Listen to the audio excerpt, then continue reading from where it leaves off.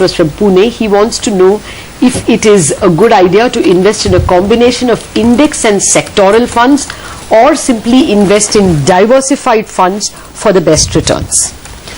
I think the right answer to that is, if you keep index funds out of it, I mean the right answer to that is index in good performing funds, but I think that's the lighter side.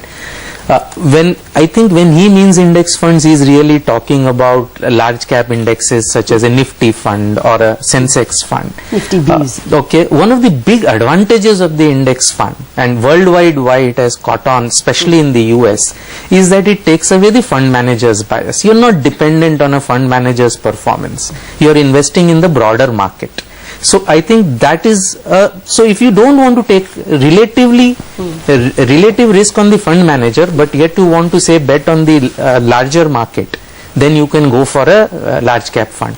If you want to take, for example, a bet on the mid cap market, you can go for the Nifty Junior Bs, and such kind of index funds are available.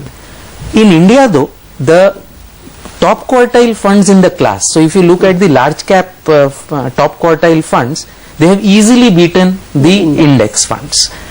So therefore, if you want higher returns, you have to take the higher risk. As long as you choose the right funds, you choose the top quartile, keep tracking it, reviewing it. If some fund has slipped, change over. As long as you do that, at least in the Indian context, the actual funds, the large cap funds, for example, in relation to the large cap index, has done better. Okay. And the other, so I think that really is the main thing. All right. Thank you very much, Harsh, for joining us with those details. Unfortunately, out of time, we'll have to wrap up Markets and Macros on that note. Business Lunch in a minute. MCX Stock Exchange, India's new stock exchange, presents Markets and Macros.